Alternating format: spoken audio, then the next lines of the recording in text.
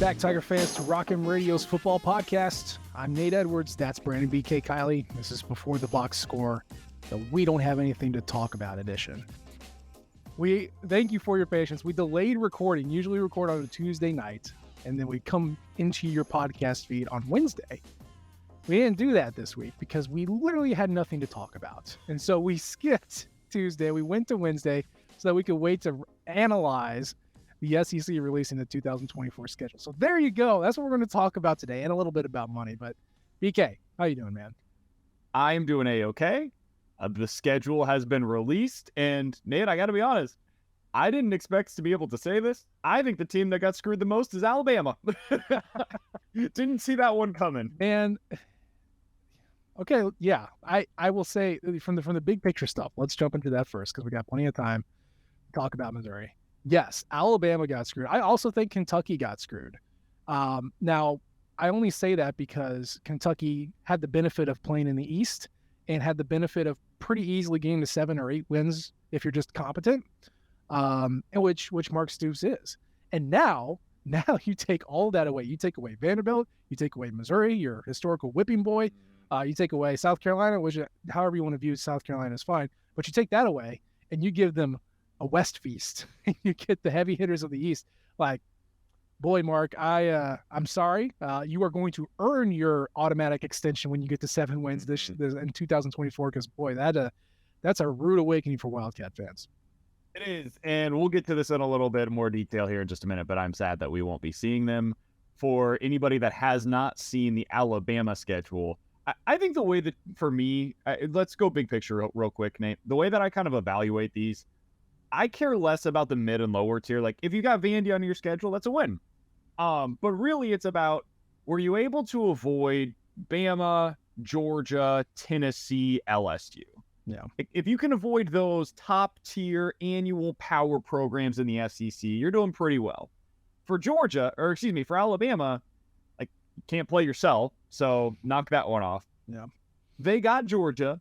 They got LSU on the road. They got Tennessee on the road, and they got Oklahoma on the road, man. Like, that is brutal. Absolutely brutal when it comes to your SEC scheduling.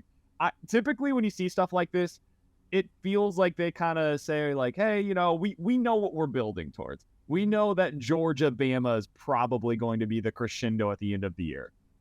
I love it as an SEC fan that they did it this way. I'm just shocked that it ended up rolling out this way, where they've got Georgia, Bama, they've got LSU, Bama, they've got Oklahoma, Bama, and they continued to have Tennessee, Bama as well. That's rough, man. Yeah. And then look at Georgia, your other perennial powerhouse. They keep Florida at the neutral site, obviously. They get Alabama, which is great for ratings, but there's your SEC eliminator right there. They get Tennessee, which of course is Tennessee with that offense. However you want to view that offense, whether it's good or bad, it still puts up points. Productive, if nothing else. Well, yeah. So they strip out the rest of the East, though, right? You do get Florida, Tennessee, Kentucky, but that's it. Then they sub in Auburn, Alabama, Ole Miss, and then Texas, and then of course Mississippi State's in there too. So that's going to test your Tiffany brands of the SEC, which if they're as good as they think they are, they should pass these tests anyway. But especially for a Georgia or a Tennessee that kind of got fat on some mediocre SEC teams. You don't have that anymore. So it's going to be really interesting to see how that works in 2024 and then what happens afterwards as they go on, because that's a lot tougher than what they're used to. It is. All right, so let's get to Mizzou. All right. So there were a few. If you could have guaranteed anything coming into this, Nate, what would it have been? Because we knew Arkansas was going to remain on the schedule. Yeah. I felt pretty confident they were going to get Texas A&M, and I felt pretty confident they were going to get Oklahoma. I felt like those were 3 things you could kind of write to the bank. Did you have anything else that you would have added to that list where you're like, okay, I know at least half of this schedule? With confidence, no. I could confidently tell you Arkansas and Oklahoma were going to be on the schedule. I felt like it made a lot of sense to put Texas A&M on there. I was not going to put money on it, but clearly they did, so we were right there. Can I say I'm glad South Carolina is still on the schedule? Same. I feel like that's our rival. And it's always good games. You had 1 or 2 blowouts here or there, but it's typically a really good game. It's a very similar program. They're both called Columbia. There's a rivalry trophy. Like, it makes a lot of sense. So that's my favorite, that South Carolina is still on the schedule. What is yours? My favorite is that South Carolina is on the schedule as well. Otherwise, like, I view it more from a competitive standpoint than a, like, this is going to be fun and exciting standpoint. Because, like, there's not a whole lot of great road trips on this schedule. There's not a whole lot of, like, traditional, this is super fun every year outside of South Carolina. And some would argue Arkansas. I just haven't gotten into it the same way that many others have. So it's not like a super fun or glamorous schedule necessarily, but I think that's kind of what makes it, given what your options were in the SEC, a win for Mizzou. You have to go to Alabama. That sucks. That's brutal. But you were going to get one of those games, whether it was Bama, Georgia, Tennessee. Like, you're going to have to play one of the big boys, and you just got to live with that. For them to only get one of them, though, is a huge win for Mizzou. And then you look at, like, what the mid-tier programs are that they got, and it's basically everybody else on their schedule, man. I would rather play Oklahoma long-term than Texas, personally. If you're going to get Mississippi State or Ole Miss, I think I would rather see Mississippi State out of the Mississippi schools. It's like kind of 6-1, half a dozen to the other, but I would rather face a team that's kind of in flux right now as opposed to facing Lane Kiffin in, what would that be, year 4 or 5 of his program there. You're always going to get Arkansas. I think they're going to keep South Carolina as one of the traditional rivals. You get a win because you have Vanderbilt on this schedule. Like, all things considered, man, I think this went, if a 10 is best case scenario, this is like an 8.5 or a 9, I think, for Mizzou in terms of a competitive standpoint. Dude, if 4 hours ago, I told you Missouri's only going to play 2 teams from the East and everybody else is going to be from the West, you would think, oh, geez, like, I don't know how I feel about that. But you nailed it. There, it's the mid-tier West teams plus Bama, because you have to play one of those. But I mean, Arkansas is always tough. We've seen that their number. Mississippi State, always tough. Auburn, always tough, especially with Hugh Freeze. Like, there's no escaping you're tough in the SEC. scheduling. You're in the SEC. That's why you're here. But if you had to pick teams from the West, woo boy, like, other than Bama, you are sitting pretty there. So I am good with that. I am so glad we don't have to play Kentucky next year. I am so sick of losing to those guys. And I don't know, we have to play them this year. Obviously, that's going to happen. And who knows what the outcome's going to be. And who knows what's going to be happening in 2 years. But we need some space. This is a relationship that's very one-sided. It's nice to get some space from Kentucky because I don't want that. I don't want that business anymore. So if you missed the release, by the way, I'll go ahead and run down these real quick. The home games are Arkansas, Auburn, Oklahoma, Vanderbilt. The road games are Bama, Mississippi State, South Carolina, and Texas A&M. Those are your 8 2024 conference opponents. I hate that Kentucky's not on there. I hate it. I love the Kentucky game, man. The 2 games that I look forward to most every season, South Carolina, Kentucky. Those are the 2. Because going into them, this is going to be exhausting.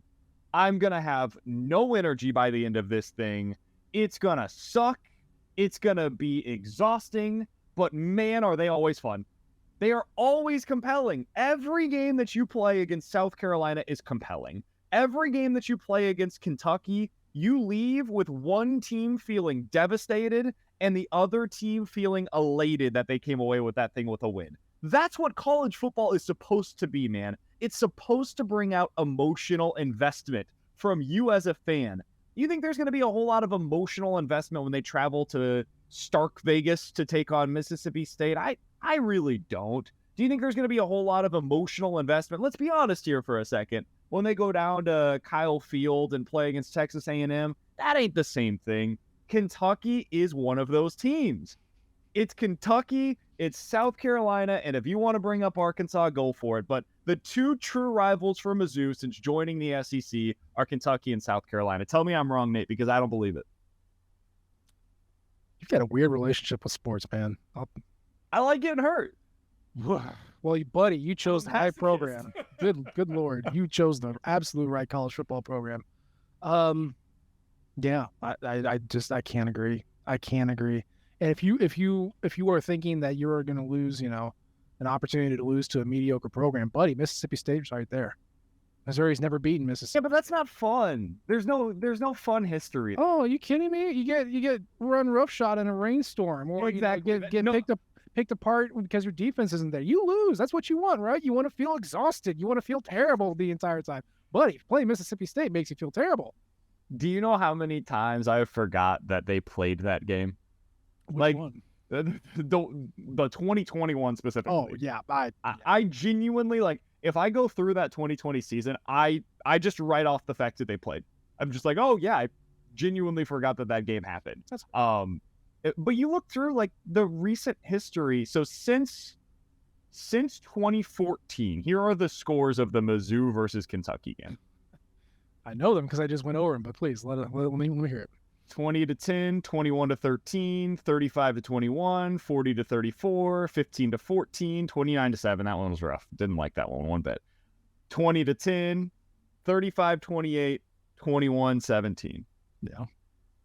I love that. How do you not love that? Every game's decided by one score. You like going 1-7 over an 8-game span? You like that? That's not ideal, of course. But a lot of that is due to bad officiating, and we can go. The thing that I think is fun about it, Nate, you remember how every one of those games ended.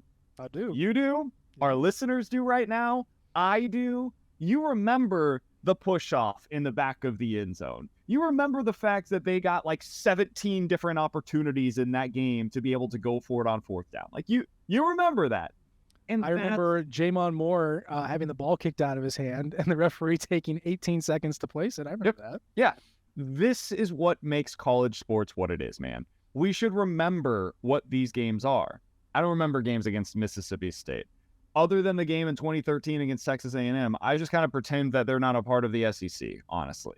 God, dude. Texas A&M, though. You want to talk about history there? I get it, but it's like ancient history. Jaworski Lane running through our big, beautiful defense, or the following up year when he got stuffed by Sean Weatherspoon of all people. I'm like, oh, we broke them. We broke Jaworski Lane. The Johnny Manziel game in 2013 when he sealed the East.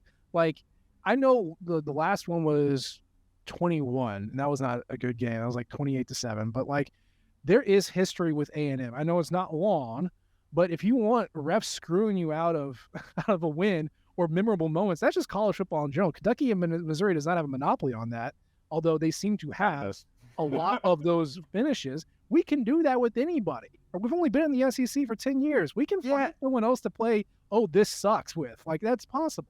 No, but it's not going to be the same because you're not going to say play the same teams as often anymore now. And this is one of the downsides of the current scheduling is like it's not going to be an annual basis. I thought Kentucky should have been one of their three. And listen, this is not technically the potting. Like maybe they will be. But I think moving forward, I hate that they're not playing. It breaks my heart a little bit. It would break my heart when they play because I know how it ends. It ends with devastation for me. But again, I want Mizzou to play Kansas in basketball, even though I know how that's going to end. I want Mizzou to play teams like Nebraska or Kansas State or Oklahoma, for example. I like that they're going to be on the schedule again. Like I like those games because of what they mean as a Mizzou fan. And one of those games for me has become the annual tradition of me wanting to do physical harm to my television as I am watching a rock fight between the University of Missouri and the University of Kentucky. It does something to me, man. It takes me to a specific type of place. Sounds like a bad one. If you need help, please reach out. Okay, there's help for you. Yeah. There's got to be at least one other person in the world that thinks like me, right? I can't tell you the number of people who've reached out and agreed with me because they do what you do and scream and yell and throw things and have the most miserable time watching Kentucky. Same experience, but a very different takeaway. Different outcome, right? Different mental space. You're like, oh yeah, it hurt me, Daddy, and everyone else is like, get this guy out of here. Like, what are we doing? I don't know, man. Like, and that's the thing. There is a very realistic possibility we get potted up with Kentucky and we're right back in the rock fight every single year. So that's great. But here's the thing. You get some flavor, right? Because you can have rock fights with other teams that you haven't played, in the past 10 years. It's not the same, man. It doesn't make me feel safe. I want to play everybody in the SEC. You like this for the SEC. You want to see diversity. And I know as a Missouri fan, you want to get hurt constantly. We need to talk about that later, but it's okay. we can have other teams break our hearts in miserable ways. It's totally possible. Like South Carolina, they've done that a couple times too. So I'm glad they kept that. That is like, if there is one thing that I'm really thrilled about from the schedule, it is the fact that they continue to have that on the schedule. And I figured that would be the case. I mean, anytime that you've got a trophy, however contrived, it is something that the SEC tends to try to keep available to them, especially in a one-off type of a schedule like this, where I do think by 2025 they're going to be going to the pod system and they'll have a 9 games SEC slate. But in a one-off opportunity like this, I think it's really smart for them to keep Mizzou and South Carolina paired. If I told you right now, though, Nate, you could trade Kentucky for Mississippi State, you wouldn't do it? no. Okay. So who's the team now that takes the mirror to Mizzou and shows them who they are? Well, next year In 2024. in 2024, Because that's Kentucky's job. They take the mirror to you and they show you, this is who you are. This is how good you actually are. I mean, we might not have that. The closest you could get is South Carolina, even though Missouri has strangely had their number the past couple of years. But I don't think that team is on the schedule next year. Maybe Mississippi State, but we don't know what Zach Arnett's going to be. He's transitioning the offense from a Leach thing to something different, or something similar but different. Like, I don't know. You're certainly not going to get a mirror from Alabama. They're just going to take the mirror and throw it on your head. Like, that's not going to give you anything. Arkansas, we're peer programs, but what do you learn from the team that you've beaten 5 times in a row? We'll see if they continue to play it then, but the last game of the season typically, so. Mm-hmm. So I don't know. I don't think we have that. And you know what?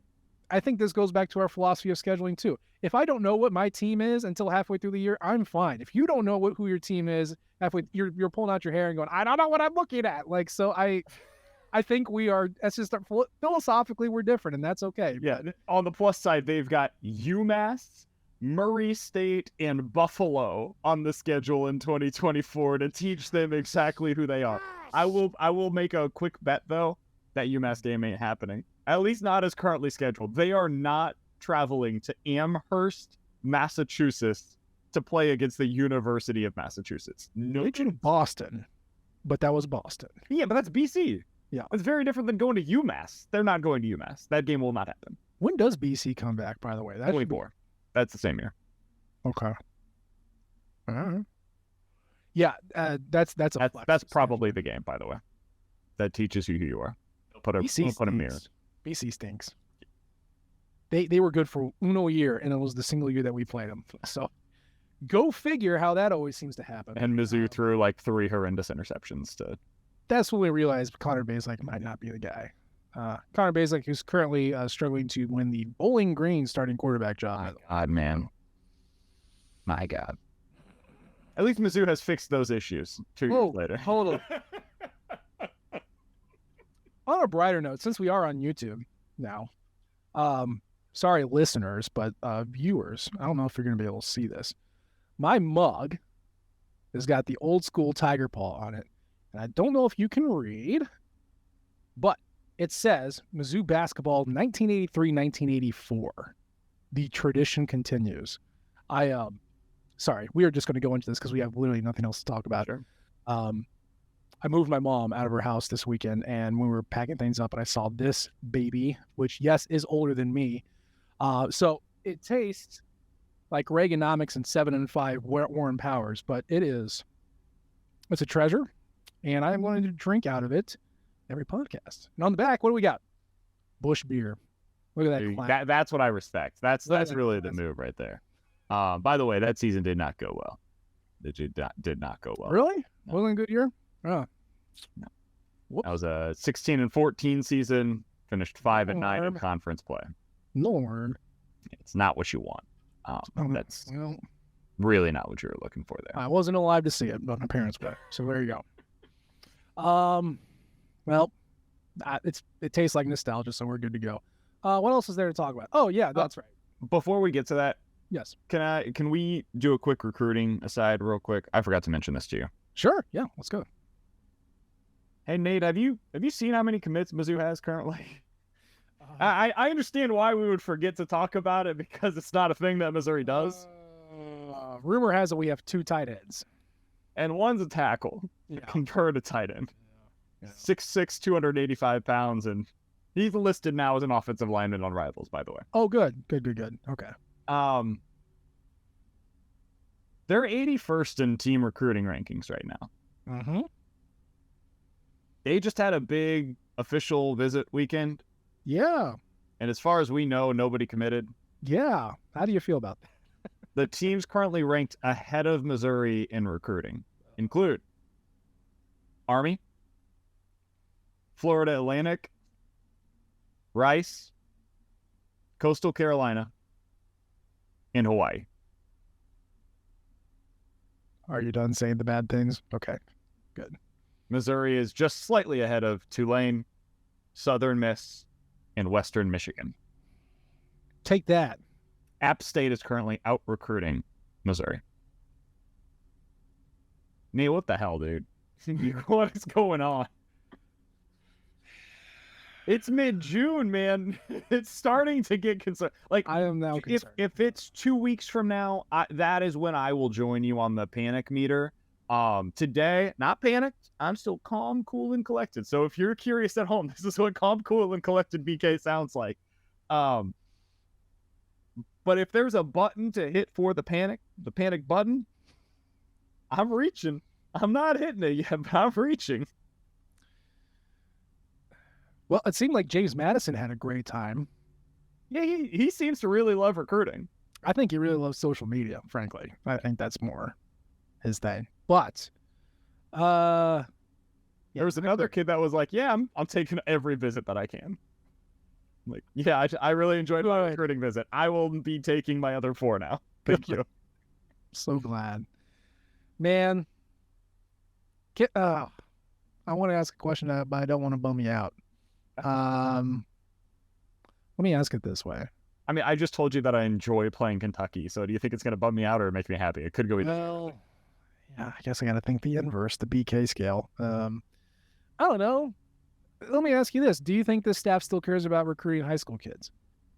Well, they've got roughly 37 kids coming in for an official on June 23rd. Yeah. So I think they kind of care. What is the level of care that is put into it? I genuinely don't know. I don't know. I think that they've shown to be not very good at it. Like the rankings are pretty good. I think they've shown that their ability to identify talent the way that, for example, like Gary Pinkel did and outproduce recruiting rankings, that has been one of the single biggest issues for this staff so far. So maybe it is smart for them to not care about it as much as they did early on, but I don't know, dude. I genuinely don't know.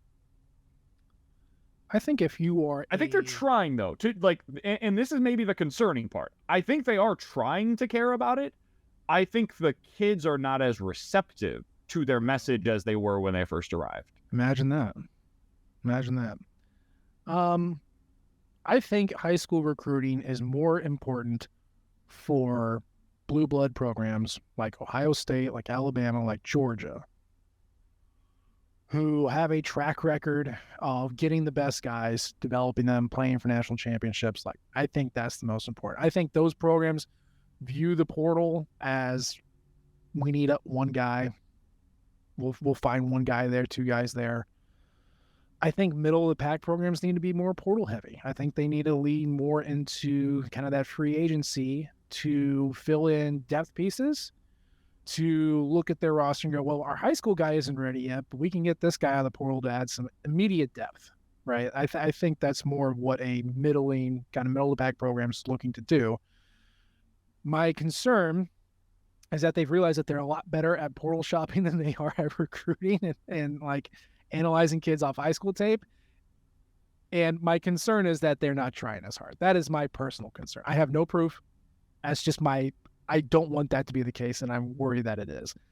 So, I mean, again, the big recruiting weekend is the big recruiting weekend. We got to make sure that's the one where things start happening. And, maybe some kids commit tomorrow. I don't know. But, like, it is concerning that we are in June with only 2 recruits. And given the successful acquisition of players being via the portal, Yeah, it makes me concerned about high school recruiting overall, even though I don't think you need to be as good at it if you are a team like Missouri. And one of the reasons why it's not yet time to freak out, in part at least, is because, and I don't know what their chances are with these kids. It seems like not great, but they're going to be on campus nonetheless.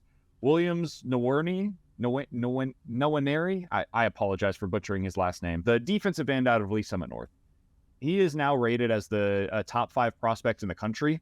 Mhm. He's going to be on campus in 2 weeks. Sweet. Or at least he's scheduled to be. Ryan Wingo, wide receiver out of St. Louis. He's the number 18 prospect in the country. He's a 5-star as well. He's going to be on campus, or is at least scheduled to do so in 2 weeks as well. So if you get one of those guys, it completely alters the direction of what we're talking about right now. Mhm. Now, everything that I have read seems to indicate that's unlikely, but if they were to change their minds, maybe they have like the greatest visit ever. They're just super big Shiloh's fans. Like, they just really are into Shiloh's. Then cool. Like, great. Maybe they end up at Mizzou. Maybe they're Booch's guys, or they really loved their opportunity to go to Harpo's at 12 in the afternoon with 0 co-eds there whatsoever, I'm sure. Like, maybe that's it. But in the meantime, man, they have got to get this going sooner rather than later. Because the problem is, as we know, Nate, with the scheduling of this stuff, kids are typically deciding by like early July. And the ones that don't typically try to have their decisions done by the start of their high school season, or at least the top level kids for the most part. And then the next date after that is like the end of their season. And when you're missing out on each of these deadlines and you continue to push yourself back, now you're going lower and lower on your list of guys that you were hoping for. So your big board goes from like, all right, our top 5 options at tackle are gone. Let's look at number 7 on our board. Oh, shoot, he just committed to Kansas State. Now we've got to go down to number 12 on our board. And the pickings become slim. And this is where it gets to what you were just talking about, which is, hey, what's a better option for us now? Do we go with the number 17 tackle on our board? Or do we just go ahead and skip that this season and wait until the offseason and then try to go get somebody from the portal? And that's where it becomes a decision of the high school guys versus the portal guys. Yeah.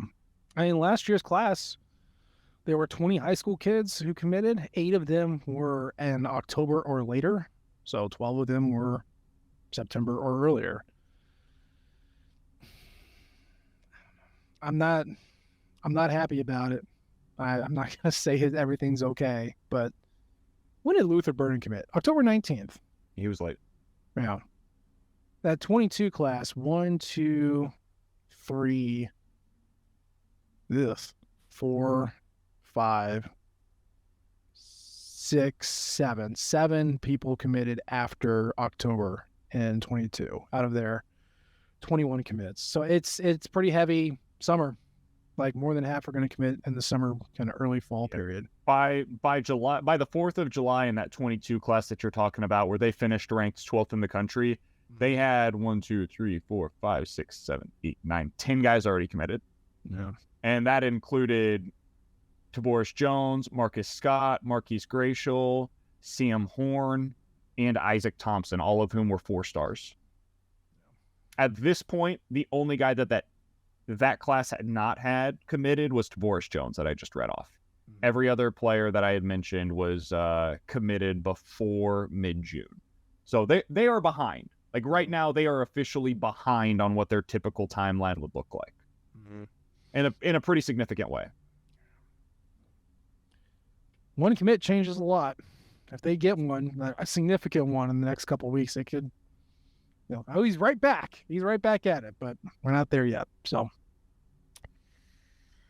we'll just wait and see. And then let's talk about money. Money. USA Today released its numbers for spending fiscal year 2022. And BK, it's kind of exactly what you think it is. I got notes, so I don't want to screw this up. So revenue, fiscal year 2022 revenue for Missouri was 141,000. Yeah, 141 million. There we go. $157,028. That is 28th in D1. But what is it in the SEC? It's 11th. Because Vanderbilt doesn't release those numbers, right? What were the expenses? Now, Mizzou had $125,621,128 in expenses, which was 32nd in D1, but again, 12th in the SEC. So, yeah, again, we talked about this before. I know we have because it's the off season. There's nothing to talk about. Mizzou is in a way nicer neighborhood than it was 11 years ago, flat out. They're also the poorhouse in the nicest neighborhood in the country. Like, a lot of what Mizzou is spending right now is on facilities, whereas what most of the SEC is spending it on is salaries for their coaches and their coaching staffs.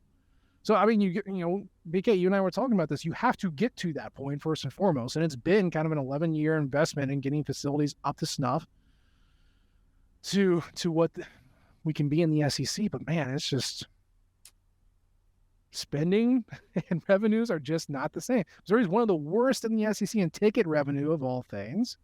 There's gaps, and when there's gaps and you can't spend like your peers do, you got to make more out of nothing, and you don't always have a coach who can do that. So I don't know. How do you feel about this report? The big thing, you mentioned the ticket revenue.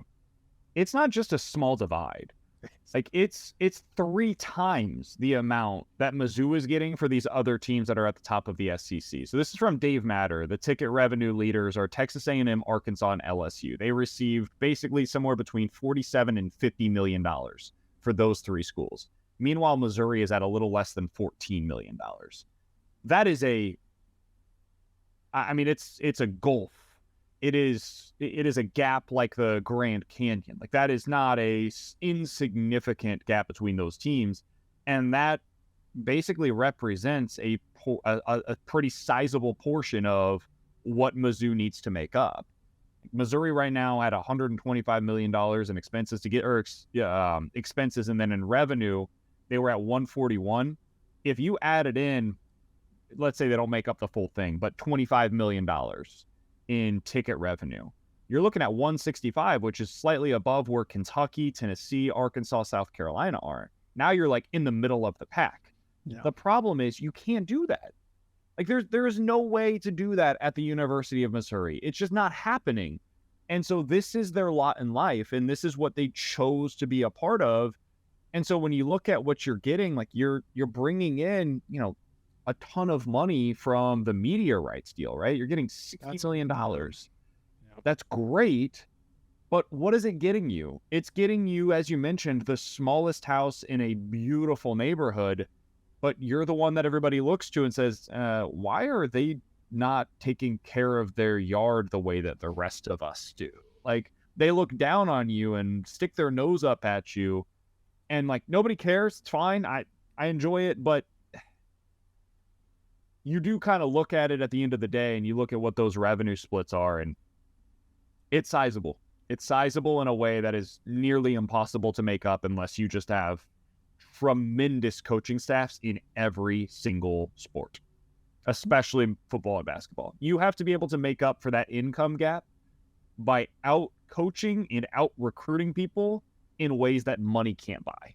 Right. And that's really, really hard to do. Gary Pinkel did it, and basically no other coach has done it. Yeah. I mean, I've said it before. I'll say it again. Missouri is a MacGyver program. You have a limited amount of resources, you have a limited amount of time, and there will be things that you just can't fix or you just can't change as a coach that you would like to, you know, like admission standards, budget allocation, support from the alumni, support from the faculty. You know, you need a MacGyver coach. There are those that exist out there. They are not sexy hires, you know, but they exist. Now, I would say, you know, Dennis Cates has shown he's got a track record of doing more with less, both at Cleveland State and with his run last year. I don't know if Eli Drinkwitz is a guy who can do more with less.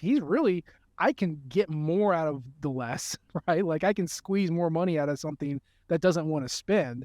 He's pretty good at that. And Desiree Reed-Francois, to her credit, is also very good at getting revenues to come in. I think donor activity has rocketed off since she has shown up. So, like, she's a good hire for that. She is good at bringing more out, much like Eli Drinkwitz is. But with everything else, you know, with baseball, with gymnastics, you're just going to have to do more with less, just flat out. And when SEC teams are trotting out Olympians that you watched on TV on NBC, and you're like, well, here's our team. Like, they can be good. You can do well. And Missouri showed, especially in gymnastics and even in wrestling, they can do well. But like you said, it's got to be across the board, and that's not always the hire that they make. Yeah. And I mean, let's be honest, for the vast majority of our audience, the sports that they're watching are football and basketball, right? Sure. Yeah. And the problem with being this low in the revenues for those specific sports is that that's where these other teams are spending their money. So even if, I mean, the gap in baseball, that's the biggest one. Mizzou just cannot compete at the current standards by what they're investing in their baseball program. And you can make a strong case that they shouldn't invest in their baseball program because of how much they would have to up their game in that regard and what that would mean for their other revenue sports. So it's going to be really hard for them to ever be able to close that gap in a meaningful way. But when you look at what it means for like football and basketball, that's a lot of recruiting stuff, man.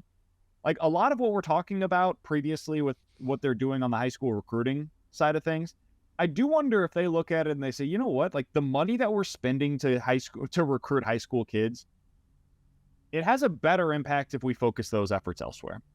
Like if the kids that we're recruiting through the transfer portal, they're not requiring the same glitz and glamour. They want to know how they fit into the program. They want to know what my position is going to be and how am I going to be utilized in your offense. And let's sell them on the football side of things, right? Meanwhile, the kids that are coming from high school, like think about what they're going through in the recruiting process. They're going to Bama, they're going to South Carolina, they're going to Clemson, they're going to Arkansas. They're seeing all these unbelievable facilities. And think about when you were in high school, Nate, what appealed to you then versus now? If you knew then what you know now, what would appeal to you when choosing your college, right? Yeah. It's different things. When I was going to Mizzou, like I didn't want to go to Mizzou. My first thought was I want to get as far away from this stupid state as I possibly can. So I visited Florida. I visited Syracuse. I went down to TCU. Like I was traveling the country trying to find my school. And then I looked at it and I was like, hold on. I'm going to pay twice as much to go out of state as I am going in state. And then I went to Mizzou and I visited and I was like, oh, this is so cool. Look at this TV studio that they've got. Nate, I wasn't even interested in TV. I never wanted to do TV for a day in my life. Yeah. But KOMU was their selling point, right? Mm-hmm. That and the student center and the rec center. Yeah.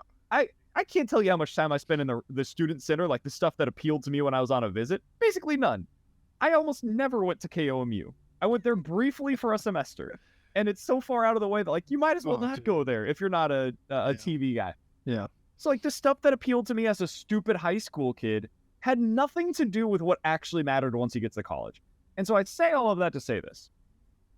The money part of things, it might matter a little less now in the era of transfers than it did previously. If you've got a good coaching staff in place, and we're seeing this on the basketball side of things, they can convince really good players that it's in their best interest to come play for you, despite some of the limitations that they may have from a budget standpoint or from a facility standpoint, because they can convince you, hey, I can help you get to the pros. I can help you put up stats. I can help you do what you want to do in college in X, Y, and Z. It's harder to do that with high school kids. So that's where the money part of things comes in. And that's where I do wonder, like, do they see that and are they acting upon it? I'm not sure they are actually right now, but maybe after this offseason they will. Could be. It is cheaper to get a guy who just wants to play than someone who's looking to be wooed. And it really, I mean, on the basketball side, it's support staff. You know, I talked about how the SEC spends most of their stuff on salaries and Missouri's is way low. The change they made from Conzo Martin to Dennis Gates was to expand his staff, to pay his assistants better, and then bring on former coaches as analysts, dudes that just sit and churn film and prepare you for the next day. Like, that was the difference, and it made a huge one. And I know Missouri had to replace theirs from last year's to this year, but they still have the money to do that. That's a little investment that makes a huge difference. If you look at Tennessee's basketball coaching staff, it's like a mile long of dudes sitting in chairs. And you used to look at Missouri's, and it was like 3 dudes, right? That is the difference in basketball. With Missouri, it is in football. It's recruiting. It absolutely is, and obviously an army of analysts too. But Missouri has that. There's just, you have to figure out where you want to spend. And I know Sam and Matt have talked about how, from an ROI standpoint, basketball is going to be the best bet as far as spending with Missouri's budget to get the most bang for your buck. I'm not saying they're wrong, but you are in the SEC. Doesn't seem like Missouri cares about investing in baseball or anything like that. So if you're going to invest heavily in football, you just got to understand you're going to be outgunned. And if Eli Drinkwitz has figured out that the market inefficiency in recruiting is going through the portal, cool, let's do it. And if that means that, I told a couple shows ago, I said, don't bash high schoolers when they pick at the other school. I've told you that because you can get them on the way back when they didn't see the field at Alabama or Ohio State or Florida or wherever, and they are looking for a spot, and we have a spot. I say, hey, come on back home. You didn't get us the first time. You had your adventure. Come on back to mama. Let's do this. And that's okay. That's okay. If that's how you construct your, 75% blue chip roster, just freshmen, sophomores who can't see the field, but they still have the talent, I'm good with that, but it does make you itchy on the recruiting side. One last thing on this. If the Big 12 called you, Nate, and you're the Mizzou athletic czar, not just the AD, because this goes above them, and they said, hey, we're offering a spot to Colorado. We'd like you to be the second team that comes back with them. You doing it or no? Knowing everything that we know. TCU's there, K-State's there, Texas Tech's there. It's a conference that is, for all intents and purposes, stable. More stable than the Pac-12. Above all else, what do I want my team to do? Win. You always want them to win. I want them to win. Even at the expense of fun. Even at the expense of fun. Because the fun is in the wedding for Nate Edwards. I'm telling you, you would win games in the Big 12. I am going to get pilloried. I would take it. I would take it. I wouldn't like it. Basketball would be a hell of a lot more fun. Basketball would be a lot more fun. Baseball, wrestling would be a lot more fun. You get back in the Big 8 wrestling. Oh my God. Yeah, that's not driving my decision. Every sport would be more competitive. Yeah. Just flat out. Every single one. And you're missing out on a $60 million paycheck every year from the SEC network. You're not, if you win the conference, you're not a shoo-in for the playoff. Well, the playoff as it's currently constructed, but who knows what it's going to look like going forward. You would win more games in the Big 12, and you play Kansas again, and you play Kansas State again, and you'd see Colorado, and who knows, maybe Nebraska will want to come back because they hate it in the Big 10 too. Like, I would take it. I'm sorry, guys. I would take it. BK, what do you think? Yeah, I mean, I've told you before. Like, I just think it makes more sense. It does. Yeah. It's just the truth. Here's a second question for you. Follow up on that. Would you take it if the Big 10 offered you? Oh, yeah, absolutely. I would ranking. I would do Big 10, Big 12, stay in the SEC. Am I crazy if I would go Big 12, Big 10? No. Because I think you deal with some of the same issues in the Big 10, not to the same degree, but some of the same issues in the Big 10 that you currently deal with in the SEC. Ohio State, Michigan, and Penn State. Penn State is a legit power program at this point, and Wisconsin should be. Like, they weren't, but they should be a pretty. Minnesota's good too, but yeah, not to that level. Yeah.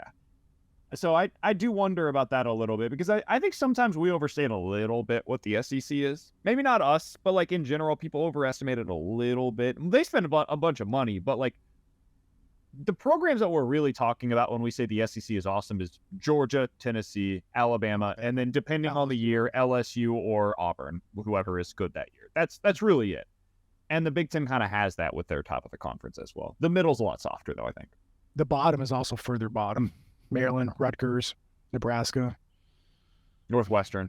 No. Northwestern, yeah. Like Indiana lately. Like they don't have a transcendent quarterback. It's like, oh, that's not a good program. There's a soft, chewy bottom to that you could feast as a program like Missouri. You really could. I think the big thing for me is like going back to the Big 12. There's just so much tradition there. Like, especially, I think the biggest thing, and maybe this changes now that Mizzou's playing Kansas again, but like you just get the KU game every year, man, and that to me, that in and of itself holds a ton of value. As somebody that, especially somebody that grew up in Kansas City, like that was like a holiday. Every time that those two teams met, your neighbors would be like at war with you.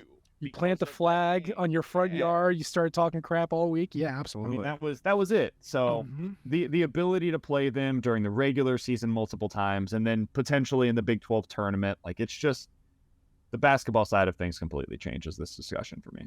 But yes, I would accept either, honestly. I think they're both better landing spots for Mizzou, given where Missouri is at as a program right now. Also better cultural fit. Yeah. In every way you can describe that term. So that being said, they made the right move when they made it. You had to make the move when you made it because you didn't know what the future was going to hold for the Big 12. I would have bet 5 years ago that the Big 12 would be today where the Pac-12 is. I would have made that bet. Absolutely. We just made the wrong one. It ended up that the Pac-12 was the one that didn't have the correct leadership in place. Which, man, at the time, it felt like they had a rock star. Yeah. And he just made every stupid decision you could possibly make, just flat out. So, yeah. Well, hey, I'm glad I'm not responsible for that decision. Boy. Whew. They made the right move when they did. And I don't know what's going to happen. I'll tell you, I mean, when I read these money numbers, it certainly feels like if there's another culling and there's a second, like, conglomeration of elite teams, I don't know if Missouri makes the cut. I think if Ohio State, USC, and Alabama and LSU and all those folks want to get together and make a different league, I mean, you still need teams to lose those games. I just don't know. That's what I was about to say. I don't think that will ever happen because you need blood donors. You do at some point. To be honest, I don't think that is something that will appeal to those programs because of the way that these games already rate so incredibly well and they make so much money. And then you get the national highlight games at the end of the year with this expanded postseason. I just don't think it's necessary anymore. I mean, we also live in a world where the Saudis just bought out the PGA. I don't know if there's any prince out there who gives a crap about college football, but I can tell you there's a lot of oil barons out there who give a crap about college football and Texas A&M specifically. So don't rule it out. Are you a Ted Lasso fan? Man, I've never watched the show. I've always wanted to watch it. I never did, but I like the concept of it. I will. This is not any. I don't think this is a spoiler, but if it is, for the next 10 seconds, if you're watching Ted Lasso, just like do the thing where you skip 15 seconds from now. Yeah, just college football needs a Rebecca.